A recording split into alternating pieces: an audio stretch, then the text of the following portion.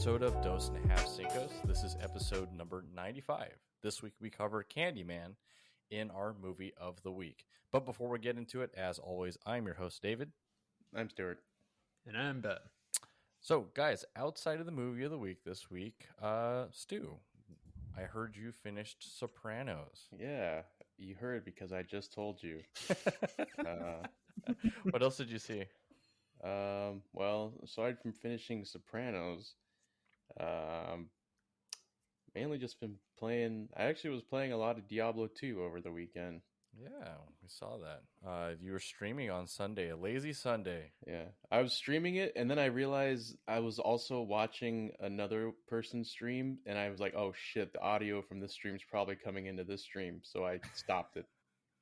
Nice. Is that considered DCMA?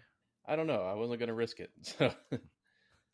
Wait, so last week you made this big announcement that you got the PS5, and now you're just spending all your gaming time on Diablo 2. Well, I've brought this up before, where I feel foolish that like hurrying up and buying a PS5 when I'm like, there's really no games out right now.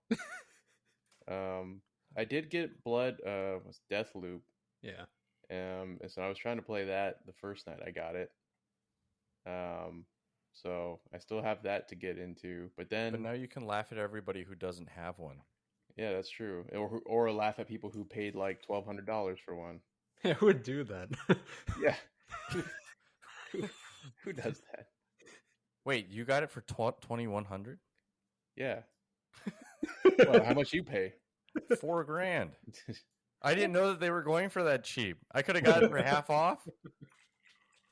The guy literally told me if I leave and I come back, he won't be there anymore. Just won't be open. Was he also selling magic beans? He only wanted to trade it for a cow, though. I didn't have a cow. So yeah, you've been playing a lot of Diablo 2 Resurrected. And no PS4. I know when we were playing, David, we were both complaining like, man, my fingers hurts. I was getting tired. So I made a new character. I made a necromancer under the assumption that, well, I could just build up my skeleton army and just let them do all the fighting, which I did do that. But I still found myself clicking a lot, so it wasn't the solution. I think Diablo 2 in general, I think is just very click intensive. I'm still trying to work on the timing from switching between all of the skills that I want to use. See, I think where you're getting hung up on, David, is you're trying to have it all. You're trying to have the ice skills. You're trying to have the lightning skills. You're trying to have the fire skills. The meta is you have to pick one and get really good and spec to that.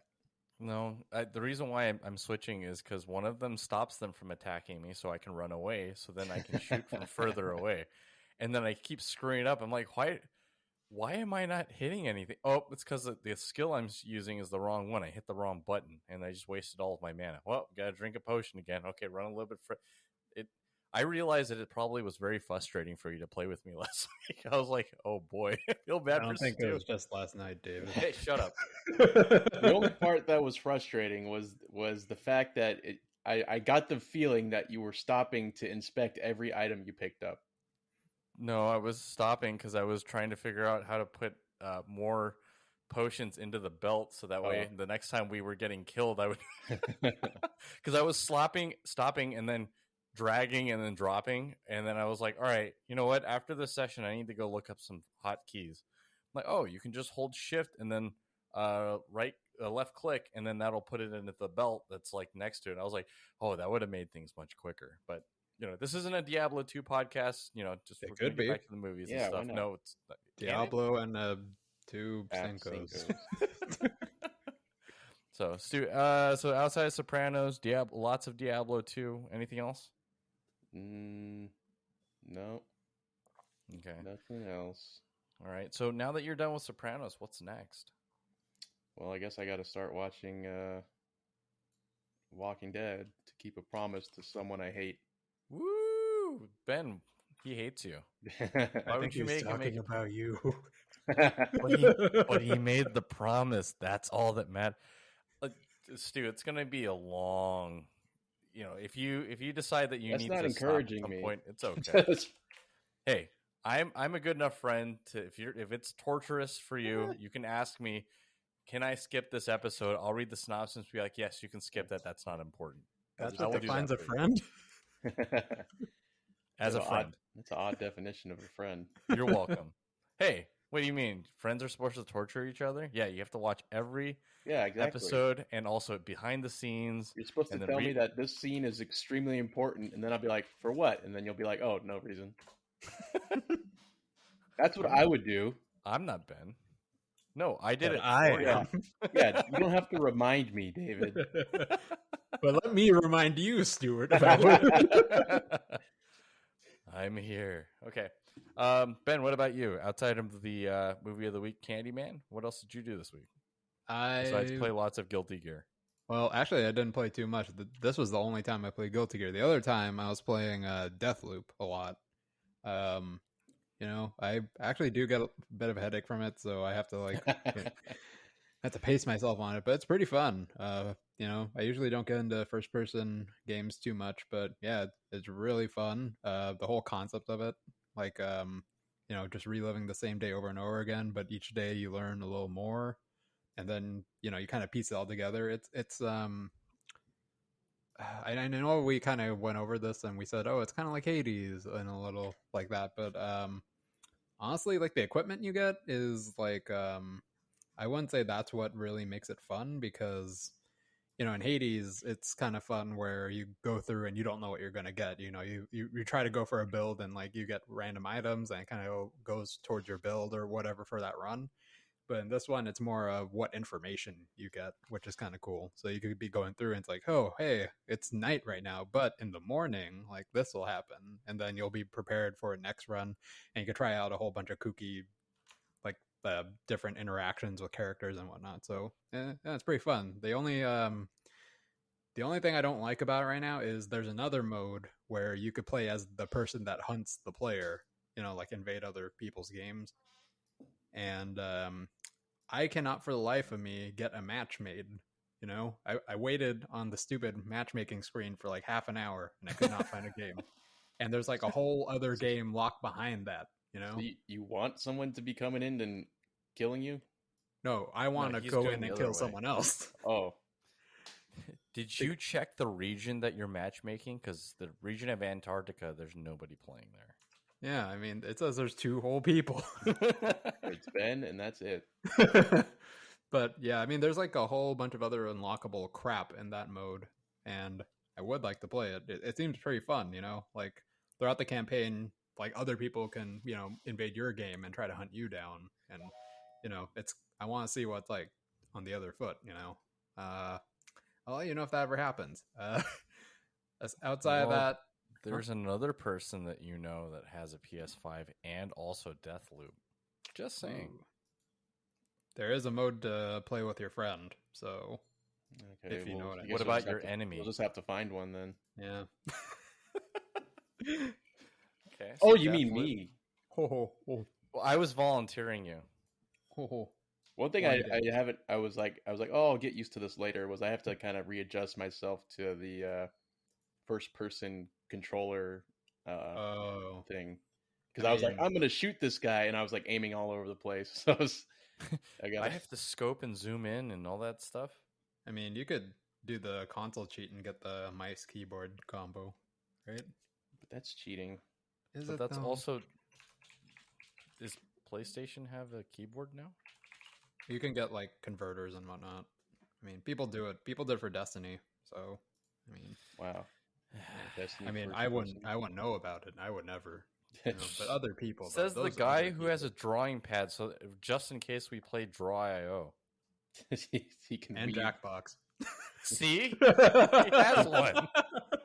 Wow, this is a really good T-shirt idea. What the hell? He literally drew a tiger, and it's almost like he sketched it. Tiger. It's a tiger. Tiger. Tiger knee. Bird. Birdie. Birdie. For me, I've been catching up on watching It's Always Sunny. I started it all over again. I don't know if it was the same for you guys, but the first couple seasons weren't as good as like when you get to like 4 and 5. What? I don't know why. I don't know why, but like the first season was pretty good, and then 2 kind of was weird. Well, I mean they're all weird, but I don't know. I just couldn't get. I had to really kind of fight through seasons 2 and 3, but then 4 and 5 are really good. Really, I always like the only one I haven't really watched a lot is season 1, but season 2 to me, like season 2 onward is just. I mean, I don't. All of it's gold. All of it's gold to me. I don't know. Maybe it was maybe it was like the time of day I was watching it. I guess. I think maybe towards like some of the newer seasons, maybe there's some drop offs, but yeah, I'm kind of with Stu on this. I feel like if anything, like it, the it's earlier like stuff was better. Yeah, because it was a little more out there. It was a little more like edgy, I guess. Maybe not edgy, but... you mean like okay? Maybe that's what it is because I'm so used to this watered down comedy that we have now. That's considered comedy nowadays. You're used to like what's that one show that you watched that was like an old people show? The Shopping Network. West Wing. Price is Right. It was Schitt's Creek. That's what I'm talking about. Hey, Ben liked it. Ben's young. Okay. He's I gotta go, guys. Okay. Apparently, Squid Games has caused a lot of like it's making a lot of noise, so people are very, very interested in that. And apparently, that caused one of the stocks in Korea to skyrocket for like Korean media or something like that. Hang on, I gotta go buy some Korean media stocks in Korea. The reason why it was brought to mention. Remember how we were talking about the BB Go logo for the Lakers? Yeah. Well, I guess BB Go is also part of like this conglomerate that owns the like CJ, which also makes like dumplings and stuff like that. Apparently, they also have a multimedia. No, they also have a no. They have a multimedia arm or branch of their company that owns a bunch of like K-pop like groups and TV shows and stuff like that. Apparently, that's involved with the producing company who worked with Netflix to produce Squid Games. So that's probably where most of that is coming from. Man, talk about just having shit just manufactured now, like by like just a single corporate entity. I know. I was like, it's a different company. No, it's not. It's like owned by this arm of this company, which is a syndicate of another. I'm like, oh my gosh, it's Hydra. But okay, guys, anything else before we go ahead and move forward? Yeah, actually, I did watch one other thing. What anime was it this time? It wasn't an anime, although it was Asian. Ghost in the Shell. No. This time in English dub. No, the one with Scarlett Johansson. Anyways, I watched Hard Boiled. Nice. Yes, Chow Yun Fat. Yeah, like I have never watched it before. I know, like it's always talked about. I've never gotten around to it.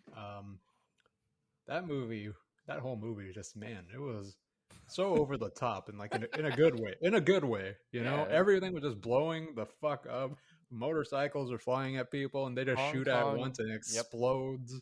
Hong Kong karate police flick. Yeah, man, they don't make them like they used to. Mm-hmm. Well, I mean, I feel like every time I watch one of the stunts, I'm just like, holy fuck! How like I know this was like in the early 90s, and stunt safety measures were not as great as they were. That's how you capture the magic, though.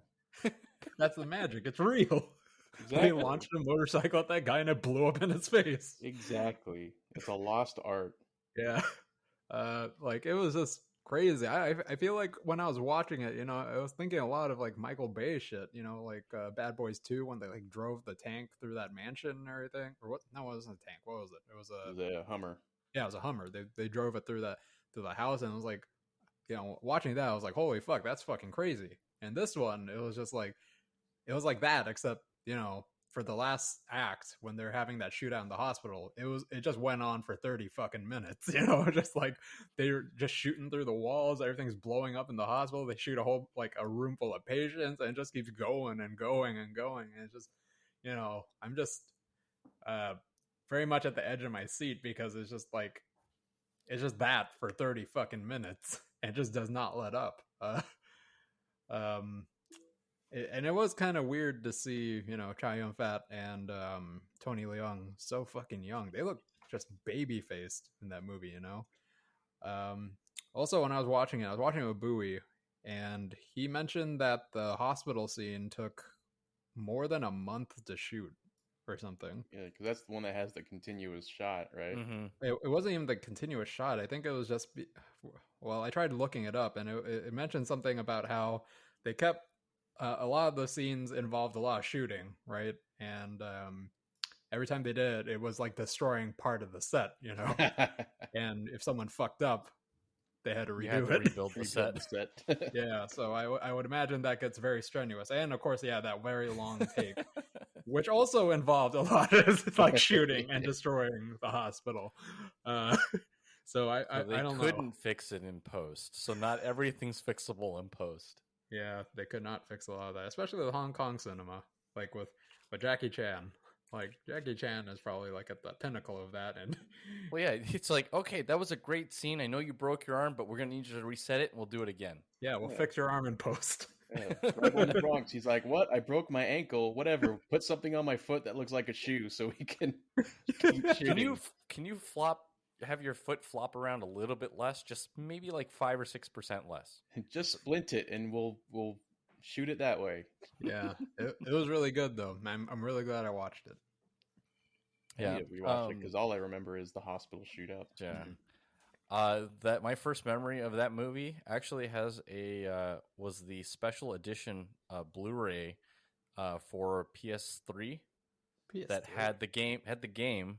Was the game, and then also on it had Hard Boiled. It actually came with the movie? On the Blu-ray itself, there was a special edition that had the movie and the game combined on one disc. Huh. I was like, man, what else can they put on Blu-ray? I didn't know they released a Hard Boiled game. I thought they only released, was it Stranglehold? Is that the John Woo game?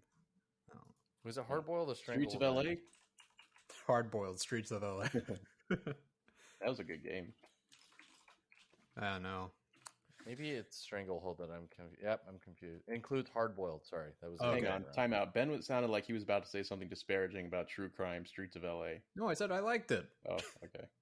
Wait, except he just changed it. Did we really need Christopher Walken narrating? Wait, that was Christopher Walken? Oh fuck! I'm pretty sure that was. Yeah, it's Christopher Walken. Oh my god! I guess I haven't played in such a long time. I never put 2 and 2 together. I'm surprised that didn't blow up as like a franchise. Like, yeah, they didn't have any other game for that, right? Nope. Huh. But for some reason, come on, PS5 launch. That could have been it. Launch title. But for some reason, Saints Row we can't get rid of. But or GTA 5 is just going to be GTA 5 forever. GTA 5 now on PS5. GTA 5 now on PS8. All right. Go ahead and jump over to what were you going to say, Ben? Oh, wasn't important. Go. Just fucking go. Go ahead, do it. Box office rundown for this week. At number 1 for the 5th week in a row. No surprise. Still number 1. Shang-Chi and the Legend of the Ten Rings.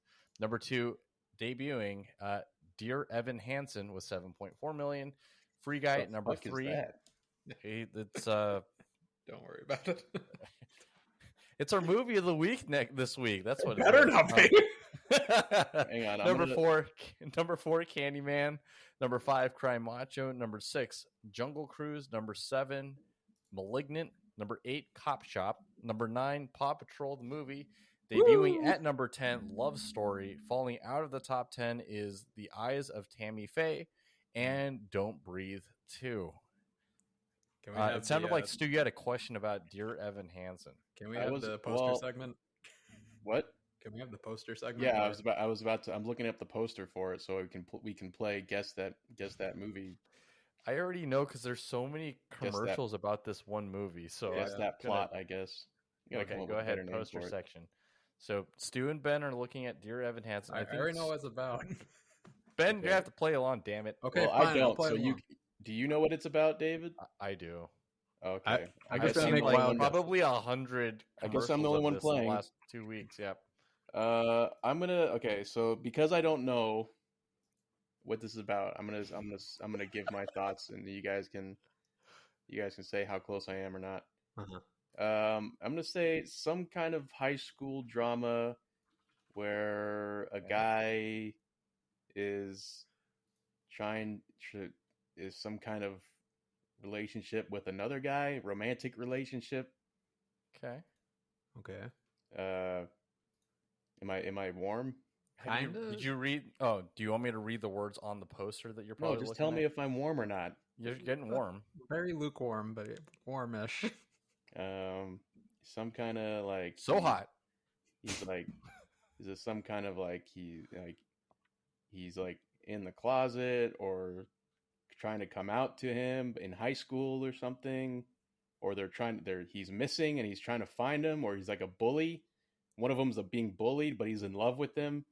Am I getting colder? Yeah, really cold. We probably should have stopped him like 8 words in, but that's fine. You guys got to stop me when I'm getting. No, let him play it out. Do we? No, he'll figure it out on his own, right? Is it about like someone who's missing? Kind Like a lost person? A little warmer. Better. Lost is probably a better word. Yeah.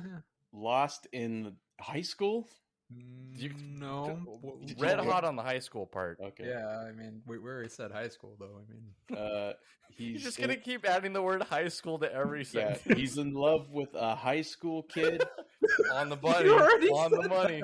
Who's like another missing. He's like another high school kid, but he's lost. If I told you the lead character had curly hair, who would you think is the lead character? Jesse Eisenberg. Yep. There it is. That's all I got. That's all I can glean from this. Okay. I'm out of ideas. The actual synopsis is Evan Hansen is an anxious, isolated high school student. Got it. Nailed it. Who's aching for understanding and belonging amid the chaos and cruelty of the social media age. Soon embarks on a journey of self-discovery when a letter he wrote for an writing exercise falls in the hands of a grieving couple whose son took his own life. That is the synopsis. So I think like Stu's, you were like 6. I'll give you, that's a C, 75%. Okay. That's passing. Okay. Yeah. That's graduating at Damien. Yeah, that's for sure. There was no way I was going to get that whole dynamic about the grieving parents. You're not going to get that from a... There's no way I was going to get that.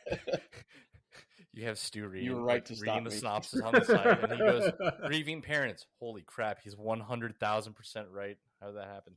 Let's see, there's nothing else on the box office. So we'll go over to our newest segment that we've been doing for the last couple weeks, Cinco or Swimmo. So finally you got the title right. Woo! You have no idea how long I've been practicing. You practicing? All week. Cinco or Swimmo. David, stop saying that. Is this Cinco or Swimmo? Okay. So in the news last week, apparently Gerard Butler was asked about his game, the movie he made, Gamer, in relation to Ryan Reynolds' Free Guy. Gerard Butler said he has never seen a Ryan Reynolds movie. Do you believe him, Cinco or Swimmo? That's got to be Cap. I'm going to say Cinco. Swimmo. So you think it's possible that Gerard Butler's really never seen a Ryan Reynolds movie? Could be. There are so many movies that he's in that, like, I just feel like even if you accidentally saw a movie with him in it, like but he was in Van Wilder. You're like, oh, that's right. He just plays or maybe he just got lost amongst all the good-looking leading men. Is that what he's probably? Or does he have like some secret, like a Ben Affleck crush? Or like a Matt Damon, Ben Affleck style feud? Or Rob McElhenney and Ryan Reynolds relationship. No, apparently they're like bros or something. So yeah, they bought a soccer club together. I mean, Ryan Reynolds is just Canadian Rob McElhenney. So yeah. They have a TV show together. Okay. Next one. They need to get Dr. Ryan Reynolds Stra- on Always Sunny. That'd be awesome. Oh my god, that'd be please. awesome. Or have Maybe Rob the new McElhenney season. It in will. Oh my Deadpool. god. Ooh. Oh, dude. Halloween episode of It's Always Sunny with Ryan Reynolds. Or just Any make him a episode. cast member. Just make him a recurring. Just a recurring cast. You'd be like, you know what? Stop doing the blockbuster movie thing. Just come join us on FX. Mm-hmm. Okay. Next, Doctor Strange in the Multiverse of Madness. They mentioned a possible main villain, Shuman Gorath. Woo! And apparently, Patrick Stewart is coming back as Ben, Professor don't act X. like you know who that is. Shuman Shuman Gorath, Gorath's he's the, the Prince of the the Chaos tentacle Dimension. thing. Fuck you. It was Fuck the you. it's the tentacle thing, the green thing with the one eye. He was in Marvel vs. Capcom 2. Yeah, he's Okay. all over. I was about to say, if that's it's the not only from- reason why he knows. Yeah, if it's not from the game, then I was going to say, don't act like you know who it is. All right. That's right. I got this shit. Based on those two, are you guys going to be more interested in it than you were before? Obviously, horror possibilities, stuff like that. I'm So, already at a 10 for that, so I don't think there's any... will it go Yeah. higher? Cinco or Swimo? Is it going to break the needle off? Yep. But this one goes to 11. Swimo, I guess. Okay. Cinco. All right. Next Wait, one. Cinco? Yeah. You're Wait, not why'd you say interested in it Cinco? now? No, I mean, I can't get any more excited for it. All right.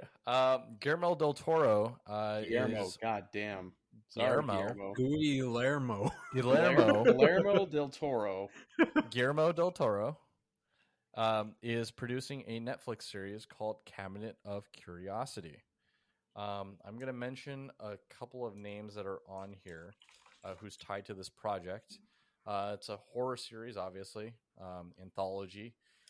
Apparently is including an all-star cast of horror team people, I guess. Andrew Lincoln from The Walking Dead. Jennifer Kent. I'm not 100% sure. She's from Babadook. I don't know what that is. That was a creepypasta turned into a movie. Gotcha. Yep. And Anna Lily, I can't say that last name. Amirpour from, I'm not sure. Girl Walks Home Alone at Night and The Bad Batch. Wait, is this just going to be a bunch of stuff from Guillermo del Toro's like, yeah, this was a random idea I had, because I'm looking at a poster of it and it has Hellboy on it. It has Hellboy on it? Now I have to watch it. No. Only actually, if it's Ron Perlman Hellboy, Yeah. though. Well, I'm curious. Ben, do you recognize any of these names? S.E. Davis, Hannah Galloway. Let's see what else is here. F. Murray Abraham. I know F. Murray Abraham. Yeah. What was he in Mythic Quest? Yeah, he was what was his name? The author. Longbottom. Oh, okay. CJ All right. Longbottom or Glenn Turman, Luke Roberts, David S. Goyer, yeah. David Pryor, Michael Shea, Tim Blake Nelson from Watchmen, Elpida Carrillo from Predator, Demetrius Gross, Fear of the Walking Dead and Lovecraft Country. Wait, Sebastian Predator? Roche. I'm sorry? Predator? I think it's Predator? that new one, The Predator. Oh, gross. Wait, Regina Corrado. Wait, Where's which the old Predator was it? Was it like Elpida Carrillo? was it the newest Predator or was it Predators or The Predator? It just says Predator. I don't know how to make The Predator was hot garbage. Now, Predators. Predators with Adrian Brody, and that was good. Damn, that was real good. Actually, the original Predator. Wait, really? Oh. Yeah, she was the one who got away, right? Mm-hmm. The one that got away. Man, she must be old now. She is 60. Yeah, okay. Crispin Glover, Ben Barnes. Wait, Crispin Glover? Crispin Glover, American Gods, Back to the Future. Ben Barnes, Shadow Is this like and an Bone, anthology Punisher. show where it's just gonna have a bunch of different actors? I think actors and writing credit and a bunch of other stuff. Like they're throwing everybody in the book apparently at this thing. So Netflix has a deal with him. So question based on all those names and based on what you guys know about Guillermo del Toro, Cinco or Swimo? I'm gonna I'm gonna say Swimmo because it's Guillermo del Toro. 5incos. What? Oh, Guillermo del Toro as a director, yeah, pretty good. As a producer, where is that coming from, Ben? he's produced quite a bit of things. One of the more not super recent, but within I think the last maybe 5-6 years was crap. I can't remember what it was called. It was the one with Katie Holmes and about the Tooth Fairy and everything. Oh, with The Rock, where he's the tooth or the yeah, you can't handle the tooth. yeah, that one. No, it was like Don't be afraid of the dark. Yeah, Don't Be Afraid of the Dark. Yeah, that was disappointing. You said a couple of years ago. That was almost 10 years ago. Was it really? Holy fuck. 2010. Oh, 2011. Man, I feel like Matt Damon at the end of Saving Private Ryan. Shit. Wait, the one with Guy Pearce and Katie Holmes in it, right? Yeah, that one. That's 2010. Shit. Holy fuck, that is real, man. I am just slowly sinking into my tomb. Your dementia. Dementia is really hitting him hard. But there were other ones. Was it Mother? Was that the other movie? He produced. Dang, that's the one I was thinking about the other day. I was like, what's that movie that had a really fucked up ending and I want to watch it? Wait, it had a fucked up ending? Mother? I thought it Mama? did. Or am I thinking Mama. of a different movie? There you go. That was the movie I was thinking of. There goes that man. Yeah, no, Mama was Mama was I thought it actually had a pretty bright ending for a horror film, which I wasn't too big a fan of. Not only that, but they only had like one good scene. Like I remember the rest of it, I was like, holy fuck, fucking shoot me now. The credit. I wish. No, it had like one good scene. It's got Jamie from Game of Thrones. Oh, Nikolai Coster-Waldau. Where the fuck his name is? Where's Coster-Waldau? Nikolaj Coster-Waldau. Yeah, but I do feel like Guillermo del Toro has a lot of ideas in his head, but he just is a little scatterbrained. That's why it's an anthology. yeah. Here's this idea on an entire series of his scribbles on bar napkins. Oh yeah, here's my idea on this bar napkin. You must adapt it into a feature film. Yeah, that's how he kind of brings everything to life. But yeah, I'm not too big of a fan of him as a producer. What about this 5incos or Swimmo? I guess because I was on the IMDb page now. There is a Scary Stories to Tell in the Dark 2 in pre-production. I never saw the first one. Yeah, you did. We did it on the podcast. Mm-hmm. No, Stu, I think you watched it on your own, and then Ben watched it a week later. It wasn't an official movie of the week. Are you sure? I'm pretty sure we never did it. I'm checking the logs right now. Bring me the receipts. I'm checking the receipts right now. Anyways, can move on. Okay. All right. Next one. Mario, the animated movie. With Chris Pratt. Yeah, Chris Pratt. Luigi is played by Charlie Day. I'm okay with that. Dude, that's awesome. Yeah. Peach is being played by Anya Taylor-Joy. That is an odd choice. That one is the weirdest choice for me. We'll get back to that. Bowser is Jack Black. Nice. Toad is Keegan-Michael Key. Donkey Kong is played by Seth Rogen. Yeah. And then Cranky Kong is played by Fred Armisen. Nice. So, Fred Armisen, nice. 5incos or Swimmo? Dude, Swimmo, of course. I'm mostly Swimmo for that. I don't know about Seth Rogen, but... Dude, I am all about Seth Rogen as Donkey Kong. Can you imagine just him, like, just throwing a banana and shit, and then someone slips on it, he's just like... That's the part I'm concerned about. That's the part I want to see and I want to hear. And then have him goes something about weed, and then my god, that's the part I'm concerned about. No, that's a dream come true. Come on. So who would you guys have preferred instead of Anya Taylor-Joy? I don't even know who that is. She was in The Witch.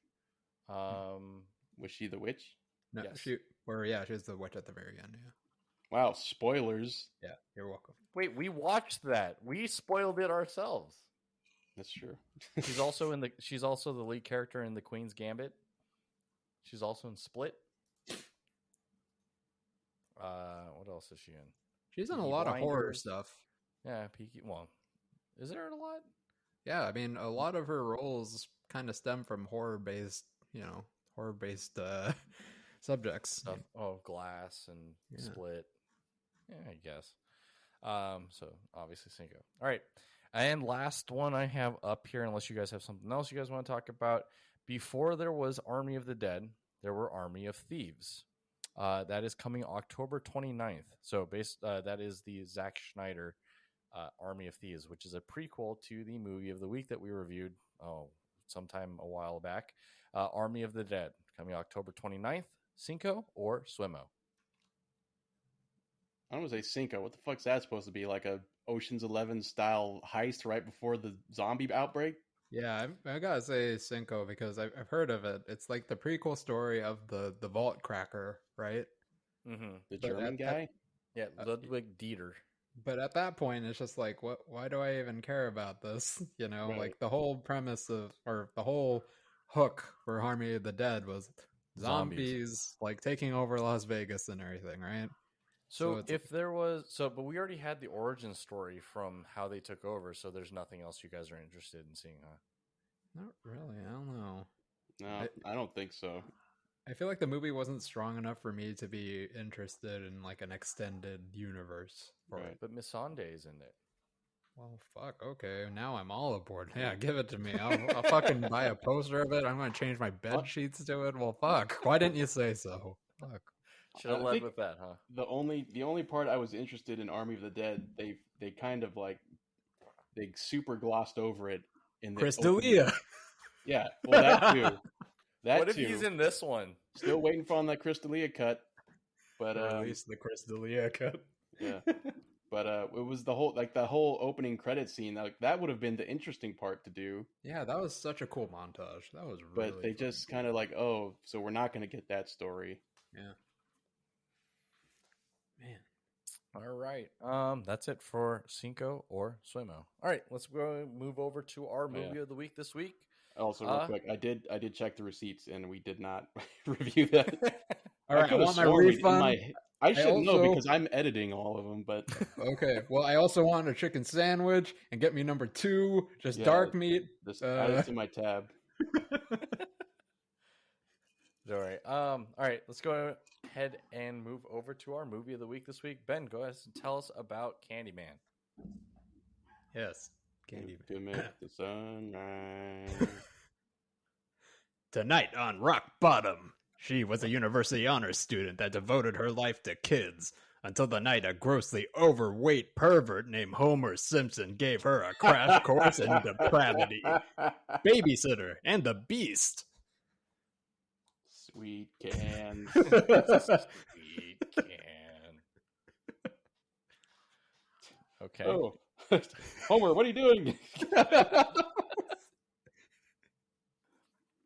All right, Stu, tell us, what did you think about Candyman? So you touched her can. How do you respond to that, Homer?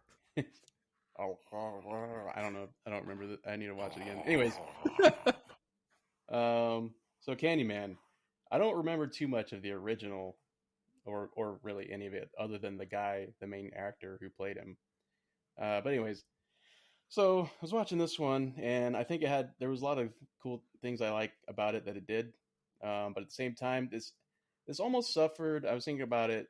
To me, it kind of suffered a reverse issue of what Pig had, where we were talking about how there was one of the things we liked about Pig was how there was like this kind of this universe surrounding the main story where it's kind of intriguing and you want to learn more about it. To me, this movie had an opposite issue where it kind of spent too much time on the setting the scene, surrounding universe, or like the background character or the side characters. And I didn't feel like it spent enough time on Candyman himself. So there was too much going on that was not specific to Candyman, or like people getting got by Candyman. So, I give this one like a 6. Okay, Ben, what about you? I was a bit skeptical going into this movie, just because I guess Jordan Peele as a movie producer is still a bit fresh. Like, Get Out was great, Us. and Us, not so much. I was not that big a fan of Us. Black Klansman, I wasn't too big a fan of either. Peele's been focusing on these social horror films, which I think is a bit tricky to nail. And I do think that Candyman does hit its target, but still has some issues here and there. Like, one of the things that really jump out and hit you is just how great everything was shot. Everything looks fucking great. I mean, I'm not just talking about like the shot compositions either. I'm talking about like the production design. Like their apartment. Wherever the fuck they're standing, like anywhere they were, it looked nice. The camera work, the blocking, visually everything.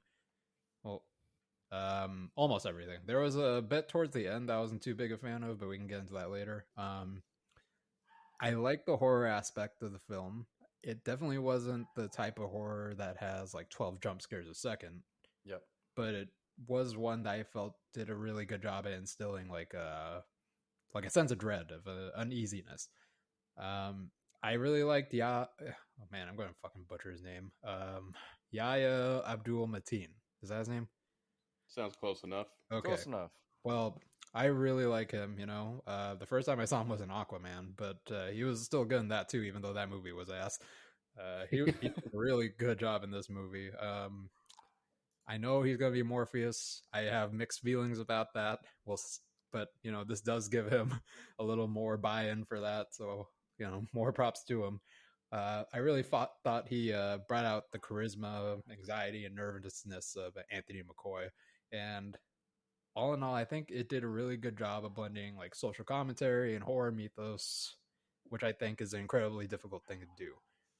But I do think that the last portion of the film was a bit jumbled and was rushed, and it didn't really tie everything together nicely in a nice bow, And it's not like one of those films that does it like on purpose, It just does feel like a lot was left on the cutting room floor and they could not do it because of whatever reasons. I don't know what. But overall, I did really enjoy the movie. I'll give it like an 8 out of 10. Wow. I definitely agree with a lot of the things that you said, Ben. Like the establishment of the shots. I really liked the introduction of the story in general, like of Candyman, of this urban legend, right? They use this like the paper thing was really great. I know that that's not really about the West of the movie, but I thought that was a really good way to be able to kind of show exactly what had happened, and then it kind of played off the fact that like Candyman is this like urban myth, right? It's supposed to be like a story that scares kids and about this like particular area or this the projects essentially. And so they were able to tell a story with that. I thought that was really great. And then for me, like the pacing was a little bit off because I think they had like the storyboard. They're like, all right, this is how we want to start. This is how we want to end. How do we get there? And then they kind of went, okay, this is pretty good. And they just said, okay, we need to kind of wrap this up. And it kind of got rushed from probably about an hour in, right? Because I think this movie is like an hour and 40 minutes, right? It's not a full 2 hours. I thought it was only like 90 minutes. Was it? Yeah, it was only an hour and a half. So maybe like a quarter of the way in, like 3/4 of the way in, about an hour in. I felt like I was like, okay, I've been feeling really uneasy during this entire movie because they've been telling about this. We've seen a couple of the things happen, and it just kind of, I don't know, just like some switch gets flipped, and then they rush towards the finish, and I'm like, they clearly want to have a, they clearly wanted to make to follow up this movie with another one. That's how it felt. So for me, I feel like that portion I wasn't 100% too fond of, but yeah, for me, I'm on the same page as with Stu. I'm like, a lot of stuff will look really, really great, but I think they could have done a little bit more, and I think that would have probably, if they took another like 20 minutes or so to kind of really dig into it instead of just saying, okay, this is what's happening, okay, this is next, okay, this is next, okay, movie's over. I think I would have probably bumped it to like an 8, But for me right now, it's like as is, it's a 6. Great. Now I'm on David's side. Wait, You should let you're on me the go same first. side already. I know, that's what I'm saying. I was like, I don't want to be on David's side. Oh, okay. We'll come over here. So Here. it's a 10. Borrow some of my points. Here, come on. Okay, you give me some of your points, and then, but then that means you'll be on his side, and I'll be on over there. No, you just take one, and then Okay. we'll be better. Then I'll be in the middle. No, then I'll be at 7 too. Oh, okay. Well, anyways. If you guys want, we can go ahead and move over to our Go. All right, fine. Go. We're in the spoiler zone. Ben. I was pretty on board until the I guess the very last scene, or almost the very last scene, pretty much transformation. Yeah, I mean, it kind of like one of your gripes was like how the pacing, right? I actually felt like the pacing was pretty good. Either that, or I was just so in love with everything that was going on that I just did not pay any attention. I mean, it's a good looking. It's definitely a good looking film. I was like, man, that is really good. Yeah. Like all those shots of like the reverse, like the mirror city, like those are really cool. That was really cool. Yeah, those are like one of my favorite things. But it's like those weren't enough to save those aren't me in this story movie. elements. Right? Yeah. Like I guess like the flaws really started becoming an issue, or started really presenting themselves like during that scene, just because it was like I guess I wasn't really paying attention at the time. I was like wondering, oh, when is this film going to end? But when it got to the scene where, what's her name Brianna got captured by Burke, and they ended up in the chapel, it was just like, wait, why are they there? Like, what is going on? Why does this feel like we're about to hit the credits? Yeah, I was also like, why is this guy suddenly being the, like, giving you the, he's suddenly the villain. Yeah, it was just so very, very, very sudden. Like I could forgive like Anthony's like transformation. Throughout the film he was getting more and more unnerved, unhinged. I could see that, but Burke, it was just like, what is this? So he's been crazy the entire time. Like there's been no inkling that like he's like the crazy guy. And suddenly he's the crazy guy. Yeah, it was really weird. Not only that, it was just like, why did he capture her in the first place? It was just a very odd thing to do. That was to lure Anthony. Clearly, he makes a comment about her having a witness, but like, a witness to what? What is what purpose of having a witness? And it's just kind of never addressed. Yeah, I just felt like at that point the movie did like fall extremely flat. Like it just took like a nosedive. I felt like it was consistently okay for me, but then that part, it was just like, oh, what's going on? Not only that, but it was just like the whole police scene. I did not like the way that looked. I actually had to look away from the screen because like I don't know what they were going for. Well, I guess I could kind of guess what they're going for, but they were continuously flashing the blue lights, of the Ben was just continuously throwing up the entire rest motion sickness again. No, it wasn't even motion sickness. It was like, Jesus, I'm going to get a seizure. Holy fuck. Like they're just talking through and I'm like move on, go to another thing. I don't care. But yeah, I mean, after that, it just I think I talked about this in a previous review when we were talking about Malignant, about how you want to keep everything kind of close to your chest in a horror film, or like that's how I personally like it, but when you start showing everything and there's not so much of a mystery to it anymore, it becomes it's almost like you jump the shark. Yeah, when you see the monster, it no longer becomes scary. If you don't do it right, it doesn't become scary, it becomes comical. Yeah, I mean, it kind of reached that point where they showed Anthony, and he was just like fully transformed into Candyman, and he's just doing all that. But I felt like it just didn't really thematically like tie in with anything else that's happened before, because the whole other time he was like in the mirror, and you don't really see what's going on. It's like, oh, what is this? It was very, it's a sense of mystery to it. But then, Anthony's just like hombling around with his fucking hook arm, just like slashing people, and he's got bees coming out of his ass, and it's just like, okay, well. So I'm gonna throw out a proposal here. If I was writing this film, obviously I'm not. If after the second attack, like that kills the girls in the in the bathroom, like the white girls or whatever. Hmm.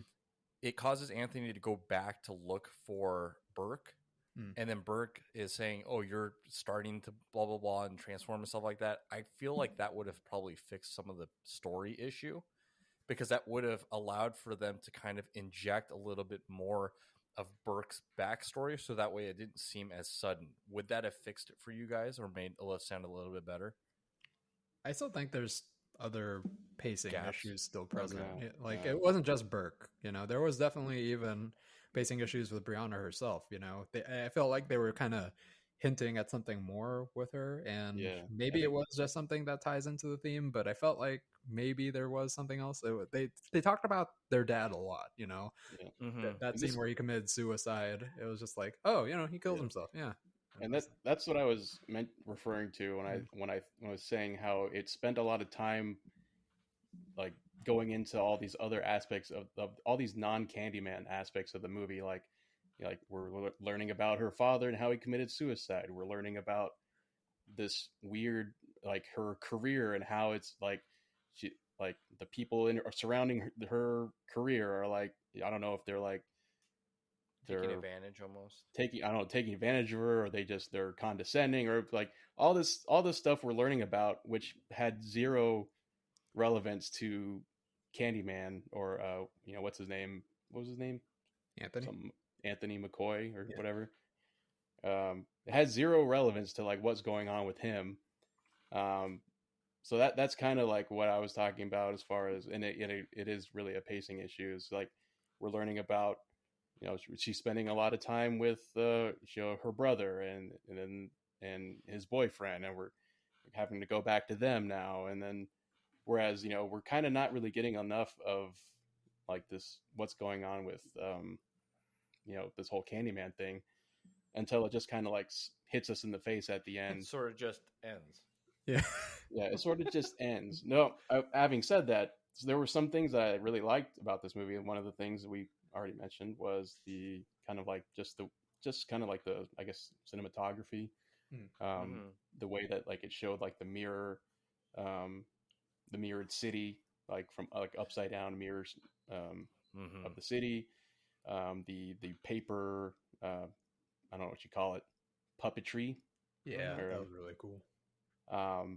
Also, like the first reveal of the first kill from Candyman, I was like, if you weren't paying attention, which I was, but like you just see this figure standing in the corner of that one mirror, and I was like, holy shit! Oh, I know. Like, he didn't do anything, which is so fucking great. He just is there, and you're like, ah.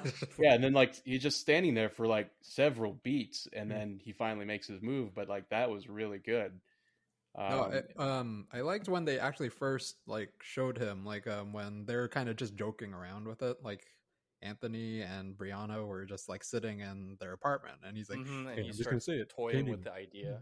Yeah, and then he says it 5 times, and then they kind of laugh it off, and then like it shows a wide shot, and you do see Candyman standing there, but he doesn't do anything. That was I missed that one. Oh, that one was really good. I like that one. Because then now when you think back to it, you're like, oh, it's because he marked him, right? He knows that he needs to have a physical representation in this particular realm, and someone needs to take over for him, right? He can hand his mantle off or his hook hand to somebody else, right? If somebody does that for him. I read a review on this movie, and they decided that they wanted to change. I guess the way that they interpreted it is that Burke was a agent to be able to kind of like change what Candyman represented. Because apparently Burke plans to have the police gun down Anthony to create a new legend with Candyman as an instrument of vengeance rather than a symbol of black pain and suffering. Does that line up with what you guys saw? Do you guys agree with that? I could kind of see it. Like it was, but it seems kind of loose, right? I can kind of see bits and pieces here and there, but like we said, I felt like the film was too brisk to kind of expand on that. Like it was supposed to be something where I guess this iteration of Candyman, it wasn't so much to talk about racial inequality. Burke's purpose was just, or in and of itself was just to perpetuate violence. It was just a cycle of violence that keeps going over and over again, just so that the name in itself, Candyman, would perpetuate. The legend would just continue on, because at that point, they touch on it a little bit, but no one knew who Candyman was. The only person that knew about it was Burke. And now everybody knows because he tells her to tell everyone. Yeah, so I like that portion. I wish they spent a little more time on it. And, like we said, it seemed like a really short movie. And looking at the trailers, it looked like there were definitely some scenes that were cut out. So maybe the movie was supposed to go in a completely different direction. Who knows?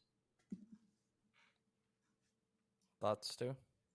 Yeah, I mean, I could see it, but again, I feel like it just wasn't done. I feel like it was trying to handle too many subjects and couldn't pick a direction.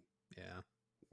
Because I feel like when you do that, if you're trying to juggle all this stuff with your social commentary and you're trying to have a horror story, like one or if you try to do like all of it, then they're all going to suffer. Like there's not going to be one aspect that's going to be really good.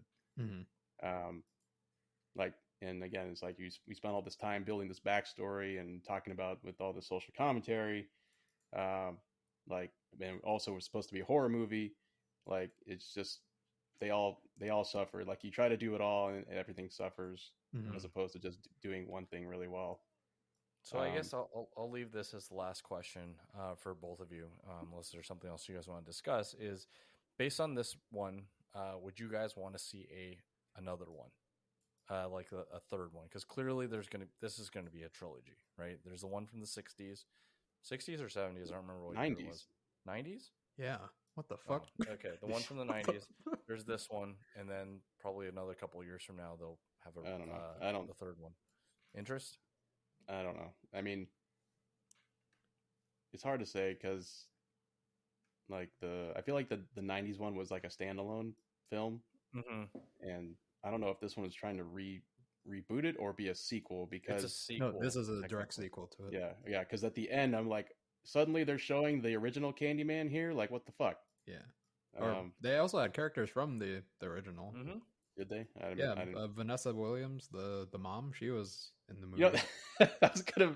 One thing I was thinking when I was watching that part was like, oh hi, I'm your mom. We're the same age. Like. She's actually really old, which is crazy. That's crazy, dude. Because she aged like 5 years.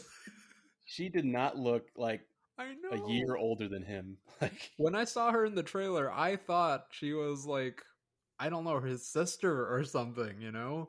Like, yeah, it's like that's his mom. Holy fuck, she ages great. How the fuck did she made a pact with Candyman? Holy fuck. Yeah. She never dies. Like, yeah, I was tripping out. I was like, you're supposed to be his mom? He looks older than you. No offense, but they should have done some like aging cream on her or something. Like, we needed you. You look a little too young. We need to make you older. Yeah, that's a compliment. Come on. But I think I'd want to watch another one if it's by like the same director. Sure, like I think produced by Jordan Peele. Huh? And produced by Jordan Peele again. Maybe. I mean, Jordan Peele still a little fresh, so we'll see. But I hope that he had an influence on the music because it was really good. Yeah, I like the music. That soundtrack is so good. I like this director. This is her first major feature film, so similar to how Pig was. I really like that film, but I did feel like the director was a little bit wet behind the ears. So I like that. I do want to see what they're going to do next and see how they grow from that. Okay. Stu or Ben, any other thoughts before we go ahead and wrap this one up? I did. I mean, the other cool, and really there was only like two of these, the cool like kill scene. Not that there was only two scenes where people were killed by Candyman, but there were only two like notable ones to me, which was the first one, and the two people in the art gallery, and the second one was the art critic. That one was really cool. That was really cool. Like if you weren't paying attention, you probably wouldn't have even noticed. Like, yeah. but just like that zoom out, and it's just like, oh fuck! Holy shit, she's getting uppercutted and dragged across the window. That was so cool. Yeah. I didn't really like the girls' bathroom. The bathroom scene was like, that's like another thing. Like, was this necessary? It seemed a little disjointed. It seemed we didn't even know who this girl was, like all other than she was at the art gallery. Yeah. that night. Yeah, I feel like it was just like to demonstrate, like, oh yeah, it just don't F with that kind of stuff. Yeah, the Asian girl, she did not fuck around. She was like, "Fuck this, I'm out." Yeah, and she did not find out. Yeah, she found out later on Instagram. Yeah, and on her on TikTok, she's like, "Holy shit, they got." Yeah, but I guess that kind of one of the other thoughts I kind of bring up sometimes too, where it's like, when what's his name? Is his first name Anthony? Yeah, Anthony McCoy. Yeah. Mm-hmm. It's like when he goes to his girlfriend and he's like, yo, I think I'm Candyman or whatever, or I think I brought him back. Yeah. And there's just like not even an ounce of like, okay, well let's explore this a little bit. It's just instantly just like I told you guys, like in other movies we watched, like if you guys one of you came up to me and like, dude, I think there's like a ghost haunting my house, then I'd be like, I wouldn't just be like, shut the fuck up, you're an idiot. I'd be like, if you were like being genuine, if you're being sincere, then like, holy shit, like, all right, let's take a look at this then. No, wouldn't you probably be like, hey, I see him right now, and then like try to drag me into it. I would do that. Obviously, I would do that if normally. It were you, Ben. But spoiler alert, I was the ghost all along. Well, shit, I'm not going to a fucking. Wait, that's why you wanted me to go to that abandoned amusement park. Why is it always on Friday the 13th? Why doesn't anyone believe, not even a little bit, not even in these movies, nobody entertains it even a little bit? Nah, that's crazy talk. There is a fun fact about this movie. They only say Anthony McCoy's full name 5 times in the movie. Oh. Why is that significant? Because he's Candyman at the end. So you're saying if you say Anthony McCoy 5 times in the mirror, it changes?